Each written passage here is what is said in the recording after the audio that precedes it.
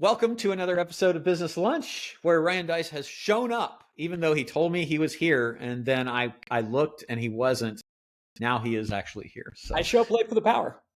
I like it. I like it. I respect it. Now you know who the important alpha dog is. I'm making sure Nobody, you get that alpha dog energy. no one ever had any doubt. No one ever had any doubt.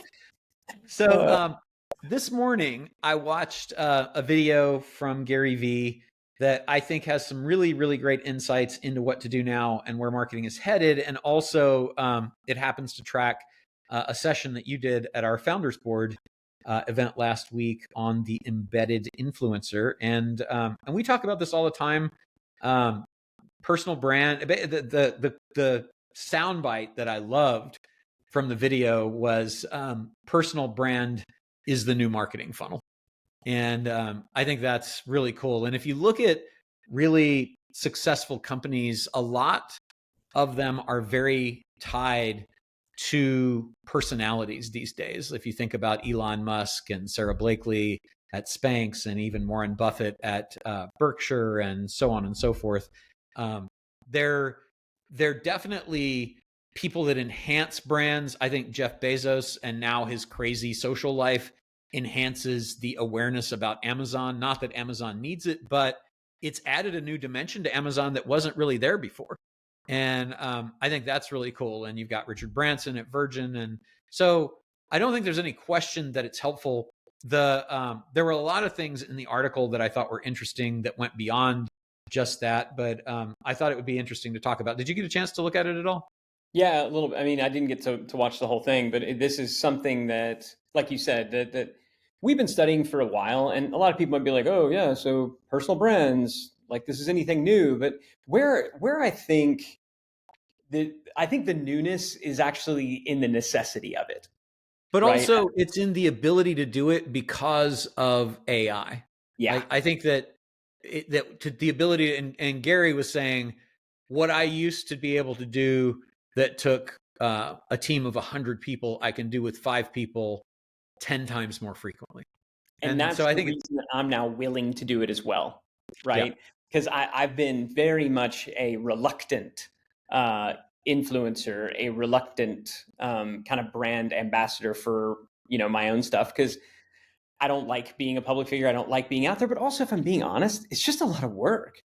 I mean, getting out there and creating content is an enormous amount of work to do it well. And so I've done it. We've done this podcast, and this is fun because this is just you and I getting to talk like we would over lunch. That's the whole point of the show. But beyond that, like getting out there and dancing on TikTok and things like that, it's a big fat no for me. That was when you had to dance on TikTok. Do you remember that? You had to dance, like, because it was music.ly before, and then, then it was everybody's dancing. I'm like, and Gary Vee's like, you got to be on it. I'm like, no, I'm not going to do it. I don't want money that badly. I'm fine.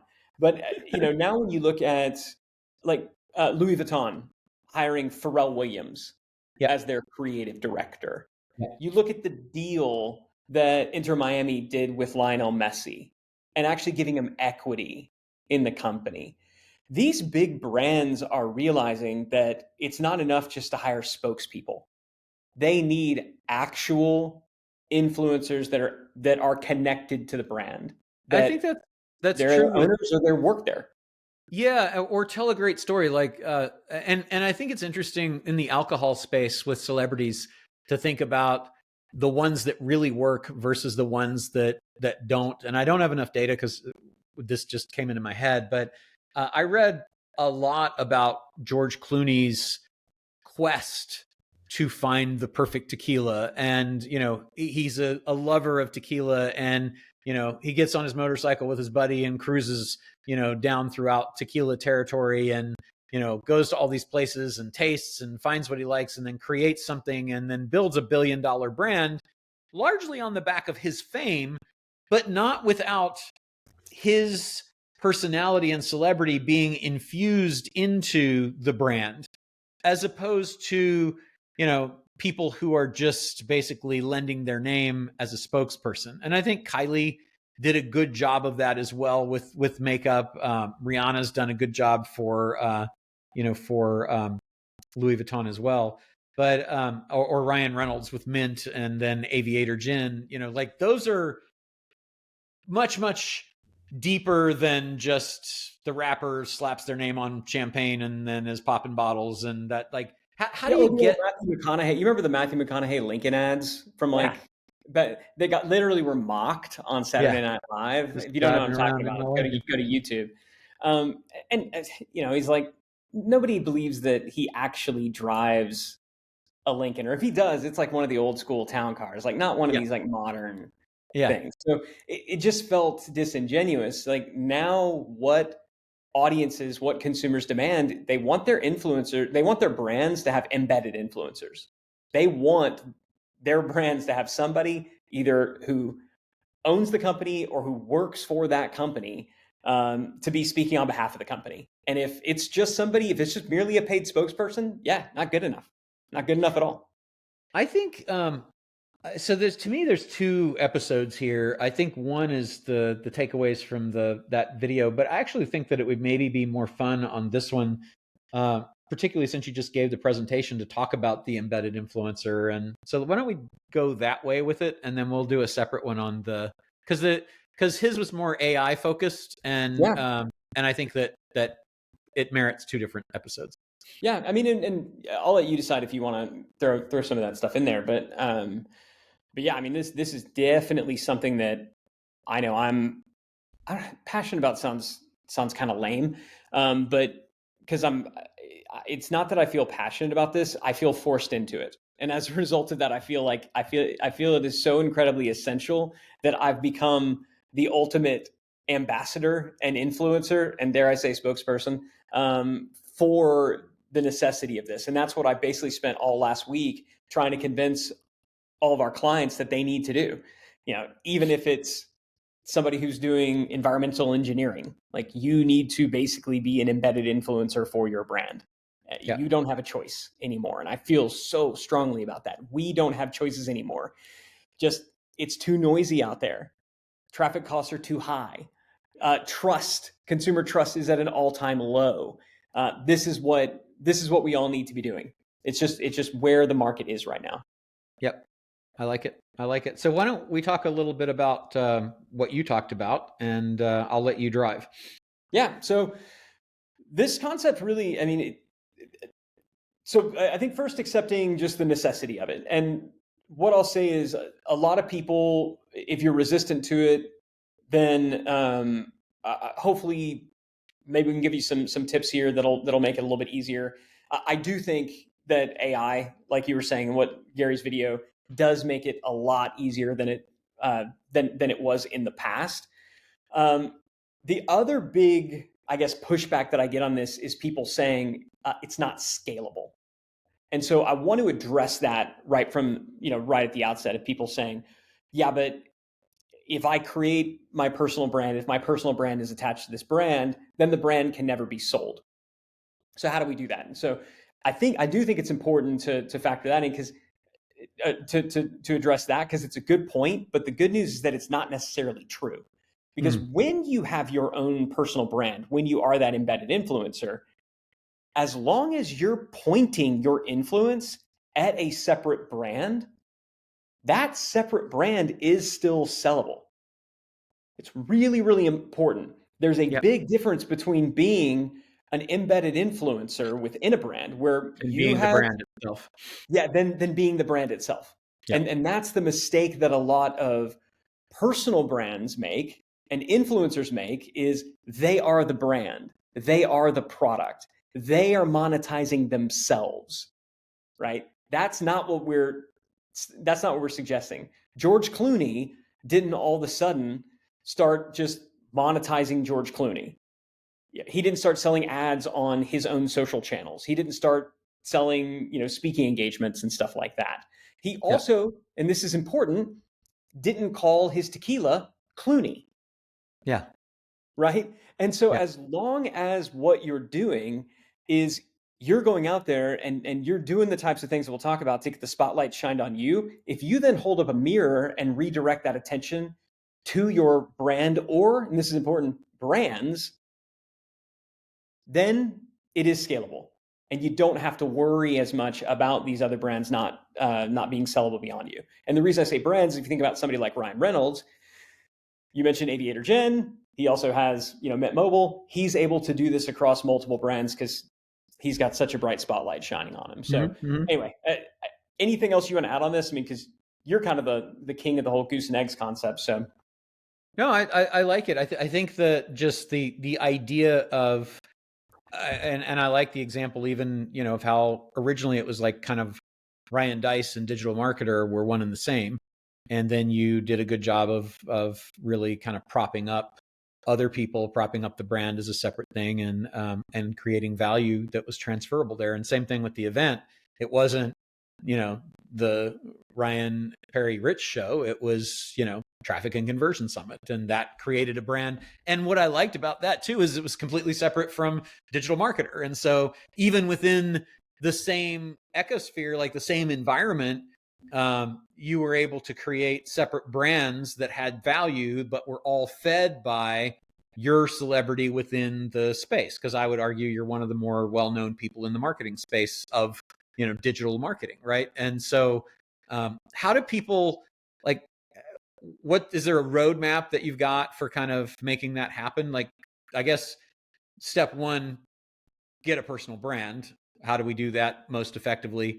And then step two, how do I perpetuate that and then, use that to prop up the other things that I want to prop up? Yeah, so you want to think about this in 3 pillars. So pillar number 1 is your character. Pillar number 2 is the stage that you're performing on, and then pillar number 3 is your company, is the brand. Okay, so you got your character that you want to be intentional about, the stage, and then the company. So in terms of your character, it's important to remember that when you are out there, and we'll talk about what out there means in a second, but when you are out there, you need to make sure that you are playing a character, that you are being consistent, because you're not the same person in all spheres. Like, I hope you're not. I hope you don't behave the same way when you're around like your high school and college friends as you do when you're around, your mom and, and your kids and stuff like that, right? Like, we're going to be slightly different people depending on the sphere that we're in. And so making sure that we're intentional about the character that we're playing is really, really important. And where that starts with this is really important, is what is your unique point of view? I think one of the most important things that a character can have is a unique point of view. This is one of the things that makes a great character. There is some hill that they are prepared to die on. Okay. And so you need to be out there speaking in absolutes. And it can be frustrating. I know I get frustrated with this because anytime you're speaking in absolutes, it means you're not perfectly accurate. And if there's one person who is great at speaking in absolutes, we talked about him earlier, Gary Vaynerchuk has always spoken really well in absolutes. You've got to learn to speak in absolutes. And I'll tell you, when you start maintaining a unique point of view, you're going to get haters. And that's when you're actually saying something that's worth saying. If you have no haters, I'm sorry, but you don't have a very interesting character. Every comic book character has an archenemy. Okay. So you've got to be saying something. You've got to have a unique point of view that pisses someone off. Yep. If you don't, it's probably not worth saying. And this is important though. You can't just say something merely to piss people off. You have to actually believe it. So what is your contrarian point of view? That's where it starts. What's that thing that you believe? What's that hill that you're that you're prepared to die on? The next piece, and this is the other thing that nobody wants to do, but it's important. What is your quirk? What are some eccentricities? What are some flaws that make you that you can put on display? And this is layered, right? Yeah. But it's the unique point of view is what creates trust. The quirks and flaws and eccentricities is actually what creates liking, because that's what makes you human. If you're too perfect all the time, we don't root for that person. So being intentional about the particular flaws and quirks and eccentricities that you're going to put on display is important. Let's go back to Gary as an example. When Gary was first doing Wine Library TV, he cussed like a sailor, right? Now, that isn't as weird right now because frankly, it seems like everybody's out there, cussing. But in the earlier days of the internet, certainly in the wine world, that was weird. Like it was weird for somebody to get out there and to, be cussing like that. Like that wasn't a totally normal thing. I was looking at this one lady. She's a florist. Her name's Cheetah. And she's a florist out of Los Angeles. And she's the influencer for her brand. And this lady, she makes great floral arrangements, and she's got a massive following on like Instagram and TikTok. But Cheetah will go off on a customer if the customer is mean, and Cheetah will name names. Nice. Like Cheetah's got like some anger issues. You know what I'm saying? And for me, like I'm kind of a walking dad joke, right? And so it's important to understand like what are your quirks and flaws and eccentricities, and also that it's layered. So there's the ones that are external that kind of everybody can see, and then maybe what are the deeper ones that people are going to find out, later on. So if you know anything about my story, you know that I almost ruined my marriage by basically being a toxic workaholic, and that's a story that I reveal at different points in time depending on how you engage with my personal brand. So what is that for you? So that's kind of the second aspect of your character. The third one is brandable hooks. You got to have some type of visual and verbal brandable hooks. So what are the things that when people are scrolling through their feed, when they see it, they're going to immediately be able to identify you? So for our buddy Alex Hormozy in the early days when he first launched himself onto social, it was his like creepy handlebar mustache. Right? He was the big jack dude with the handlebar mustache. Then he grew the full beard, and he replaced the mustache with the nose strip. And the whole time it's been the like muscle shirts and big muscles, right? Yep. Exactly. Yeah, he's kind of always had that going for him. There's this dude who's got a really big following in the home inspector space. And he just wears this kind of floppy, dorky hat because he's in Arizona, and it's just like this safari-like hat. So you're scrolling around, you instantly recognize him.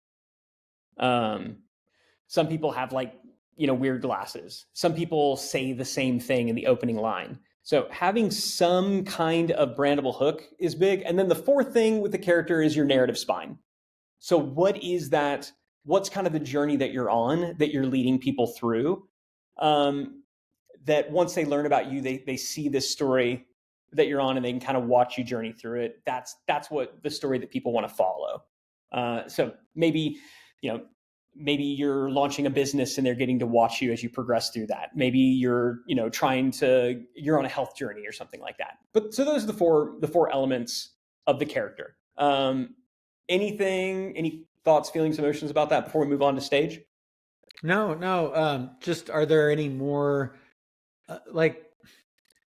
are you going to talk about kind of the reluctance or the challenges that people who are not necessarily feeling camera friendly might experience, and how they overcome that, or how they deal with it in kind of pursuing this track?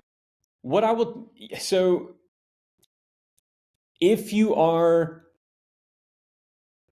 reluctant to doing this, I guess I'm operating under the assumption, and I'm going to talk to you all like I talk to our clients. It's your job, suck it up, buttercup, right? Like this is just your job now. And so if you're reluctant to do it, then that tells me that you haven't been doing it. If you haven't been doing it, then that means you don't have a following. If you don't have a following, then good news, when you start doing it, nobody's going to see that you suck. So start doing it right now. Nobody's paying attention. By the time anybody's watching, you will have gotten better. Because if you didn't get better, nobody ever watched. So how do you deal with now? How do you deal with, like, when I first started? Well, I decided I want to have a personal brand, and because I was always the guy behind the scenes, and I was like, this seems like I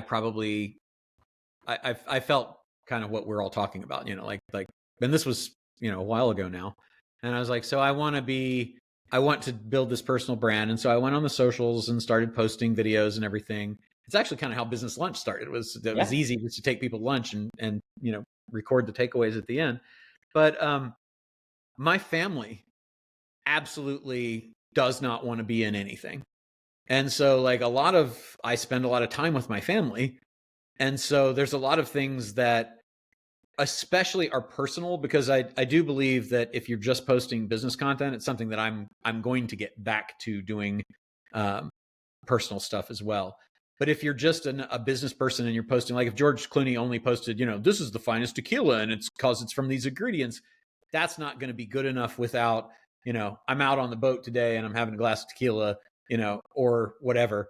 But my family is vehemently opposed to having anything included. And I did learn from, fortunately, not my own experience, but just like watching things that were happening to people who were posting at places and posting immediately, that you don't want to let people know where you are. Like I used to do hotel room tours and I'd be like, here, this is the such and such suite at the blah, blah, blah hotel. And I just checked in. That's dumb, because now you can be found. And some crazy people, I had a stalker, will find you. So how do you deal with that? Because I know your family's not particularly excited about being that, but you're posting primarily business stuff and not a lot of personal stuff, but people want to see personal stuff. So help me with that. Yeah, I think you've got to have, you do need to decide again what your barriers are. And so for me, I will not, my family's the same way. If I were to have a camera crew following my family around taking video all the time. But even you with your iPhone saying, hey, here we are, we're at the, whatever, the concert that you went to just recently, right? Exactly. No freaking way. And so, now could I take video and not have them in the frame and just say where I am and post it later? Yeah, fine. And so I might get into where I'm doing that from time to time, but then what happens is they're like, why are you doing videos? I want you to be here with us. It's like, but it's only a 5-minute video. So what I've decided is I'm just not going to do that. I've decided that I'm basically just going to post business related content, and that's going to have to be good enough. But what if I said, you need to suck it up, Buttercup? Yeah. And so you didn't let me finish that part. All right. So I'm a lawyer recovering, right? I only ask you the questions that move towards what I want. Yeah, I know. So what I will tell you is establish barriers, and so for me, I'm not going to put my family on. I'm not going to go film when we're on vacation and stuff like that. I'm just not, and I'm prepared to accept whatever downside that creates. Now, going back to what I said before about our clients, this is your job, suck it up, Buttercup. What I then said was, and yet it's also your business. So if you don't want to do it, you don't have to, because it's your company. And so if you don't want to give yourself that job, you don't have to. That being said, the job needs to exist. So if my question is, if not you, then who? Okay. If not you, then, because it needs to be somebody. There's going to need to be somebody on the team. So Louis Vuitton went out there and they hired, Pharrell Williams. And I bet that wasn't cheap. And I bet he got stock. Inter Miami, the football club went out there and hired Lionel Messi. And purportedly, that's a $400 million deal. That wasn't cheap. Yeah. So if not you, is there somebody on your team that perhaps you could, who already is doing stuff on social, who maybe they could be this person? It is possible to hire actors onto your team and to have them perform in these roles, to effectively have them on your team performing in this role. So let's say you're an HVAC company. You can hire an actor, put them in your uniform and have them go and teach them just enough about HVAC maybe, and have them go through the training to know just enough to talk about this stuff. Brands have done that. There's a HVAC company out of Charlotte, North Carolina, who Morris Jenkins, that is exactly what they did. They had this character, was in commercials for 6-7 years, named Bobby. And Bobby got so famous that Bobby got to be in the town parade. There were literally billboards put out there saying, "We'll miss you, Bobby," when Bobby moved. Yeah. and went on to do other things. So it can be done. Like this can be hired. There are succession issues that need to be considered. But what I would say is the role is necessary. It's best if it is the founder, owner, CEO. If not them, it needs to be somebody. So who? What if should it it's be? a duck or a gecko? I don't think a duck or a gecko is good enough anymore. Okay. I know, we've talked about that in the past. I don't think it's good enough anymore. What about is her name Flo? The one that's is it the car? Yeah, Flow for Progressive Insurance. That's Progressive. Yeah. I think it works for Progressive. I think it works. All these things work for insurance companies because it's a commodity. It's a commodity, and it's something that you have to have. And so all I have to basically do is remember the name. And so if you made me laugh, I'll remember your name. But I think if any one of them came out and actually did this, if they had an actual embedded influencer, I think they would crush the gecko and they would crush Flow. If it was actually a good embedded influencer, I'm sure the CEOs of these companies are boring as crap and would be the worst people to do this. Terrified of being assassinated. Right. So I probably wouldn't recommend it, for some of these public companies. They probably can't afford to do it for a variety of reasons. But if you're a smaller company, medium-sized company, up and comer, owner operated, and the other thing is they've got the budgets to do brand, large brand, mass media. Yeah. So. Yeah. Interesting. Okay. Now I interrupted you and got off on that tangent, but I did think it was important to kind of run down there. So are we on the third pillar? No. So the second pillar. So that's the character. You've decided who the character is going to be, and it's important, and it relates to that discussion because if you do need to change the person, you should probably the way that you deal with succession is whoever you swap them out for, they should have similar character traits, particular with the unique point of view. And where you see brands do this well is when they've done this with spokespeople. They've done this. The brands that do this well have done this well with spokespeople as well. There we go. Finally got that out. So when William Shatner, he was the Priceline negotiator, yep. Right? As Priceline wanted to start phasing out Shatner, they brought in, I forget the woman's name. It wasn't his actual daughter. I think they brought in his daughter for a while. Or at least she was supposed to. I don't know who his daughter is, but I'm pretty sure it was his actual daughter. She was an actress. I think she pretended to be his daughter on the thing. But anyway, it was the same. The reason that I think it was easy to pretend whether she was or wasn't is because it was the same type of person, right? So even though it was a female, much younger, she had the same kind of quirkiness that William Shatner had. And so that's why you want to be clear on who the character is, both so that you can be consistent, but also for succession reasons. If you want to swap out the person, the person that you swap in needs to have some of these same character traits. This is amusing to me. I had to look it up because I don't watch TV, right? So it said Priceline cast Kaylee Cuoco, famous for the Big Bang Theory, to play William Shatner's fictional daughter in their negotiating campaign, but she's not actually his daughter in real life. Purely promotional storyline. That's funny. Yeah, didn't know that. But it worked because she was quirky. They did a good job of picking somebody who was kind of quirky. So that's why the character matters. All right. Pillar 2 is the stage. So you know who you are. You know the character you're going to play. Where are you going to perform? And this really comes down to two things. Number one, what channels are you going to perform in? And I would say pick two. Pick one long form and one short form channel to start off with. And so when it comes to long form, you're kind of picking between, YouTube and podcast. And when it comes to short form, really, is it going to be short form video?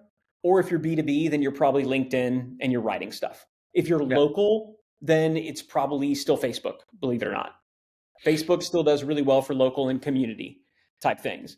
So pick your channel, get really, really good at that one channel. And the other thing that we've discovered, you want to have a person on your team, whether they work for you or they're an outside agency, who specializes in just that one channel, and they own the entirety of that channel, from the strategy, the ideation, to the creation of the content, helping you create the content for it, to the posting of it. Mm-hmm. So we don't want a centralized creative team that's helping you do creative for all the different social channels. Yeah, it's too specific. We want somebody to really own the channel. Agree.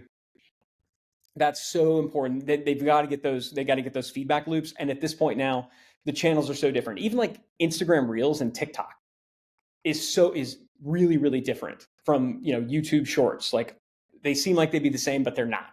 They're not. And then so once you know the channels, then it really comes down to what's your content vehicle. So essentially, what's kind of your show format? And there's a lot of different sort of proven show formats. You can do like quick tips and how-to videos. This is really good for, believe it or not, like home services, because a lot of people would say like, yeah, but I'm a plumber. We have one of our clients who's got a window cleaning company out of Bozeman, Montana. He's like, how can I do this with window cleaning? Like, you kidding me? There's actually like, there are Instagram channels with millions and millions of followers that are just people cleaning windows because it's oddly satisfying, right? To see somebody clean a window. I remember Mike Koenig's back in the day, who was kind of early on the online video stuff. He had a thing he called 10 by 10. And he said, just take your 10 most frequently asked questions and make 10 short videos about each one of those from different perspectives, angles, whatever.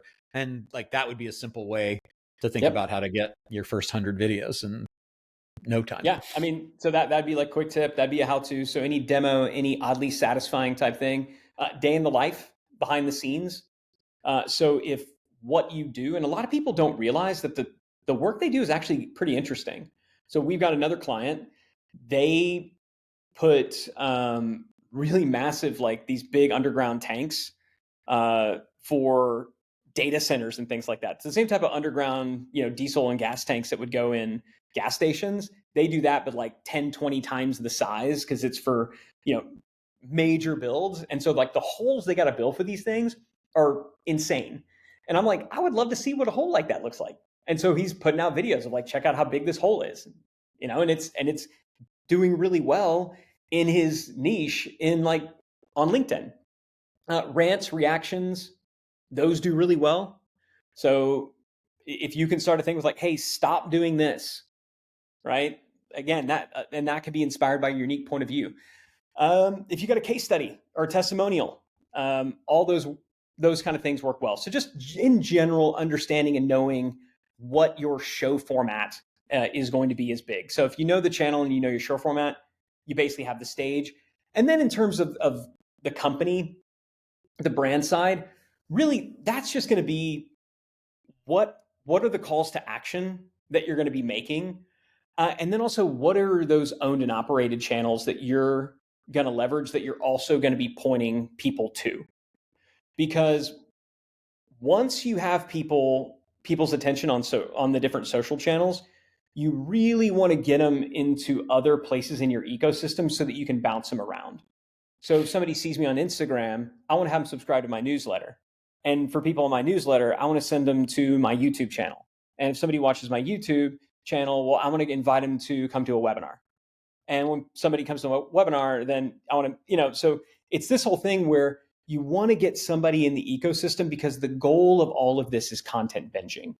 If you can get somebody to binge the content, this is what accelerates the relationship, the trust, and the liking. This is what accelerates sales cycles. This is what makes the whole thing work. So that in a nutshell is the framework and the model. I like it. I think it's great. So action step for people to kind of do tomorrow is what? Yeah, I would say make a list. If there's the most important thing that I think you could do is to really list out what are your unique points of view, and in particular for your brand. Whole books have been written on the concept of a unique sales proposition, a USP. I actually think the days of a USP are over. There's really no longer such a thing as a USP, because the second you have a quote unquote unique sales proposition, if you actually come up with one, it's going to be copied so fast. And so what we see now are brands that are trying to come up with a unique sales proposition, and in coming up with something unique, what they wind up coming up with is something that the customer, the prospects don't actually care about. So stop trying to be unique in your offering and be unique in your point of view. Because if you can deliver a differentiated point of view, that is what's going to allow you to create bonding. That's what's going to allow you to start to build your tribe, your audience. And that really is what wins the day today. If people like you more, then they will choose to buy from you. That's where we are today. We buy from people and the brands that we like the most. Yeah, you got to be good. You got to deliver on it, but it really is about getting people to like you. And that starts with having a unique point of view that some people are going to agree with and some people are going to disagree with. So I'd say if there's one thing I was going to do, decide what the hills are that you're prepared to die on. And I think to remember it's okay for people to not like you. And as a matter of fact, sometimes driving away the people who don't like you, like polarizing your audience to some extent, can be good because people want people that stand for something, right? The biggest brands have the most haters. And to a certain extent, you really should measure your effectiveness in this world by the quality of your enemies. I mean, if you've got, the people, I guarantee you, the people you respect the most in this world have some really, really good enemies, like some top quality enemies. And so if you look around and nobody of any real importance, out there dislikes you, then you're probably not doing anything that important. So as a brand, I don't think that you should be divisive just to be divisive. The world has enough of that, but you probably should be saying something that's worth saying. And usually that means having a differentiated point of view. So screw having a unique sales proposition, have a unique point of view. Love it. Thank you. That's awesome. Hope you guys enjoyed this show. You've got some things to do and think about. We'd love to hear what you think about it.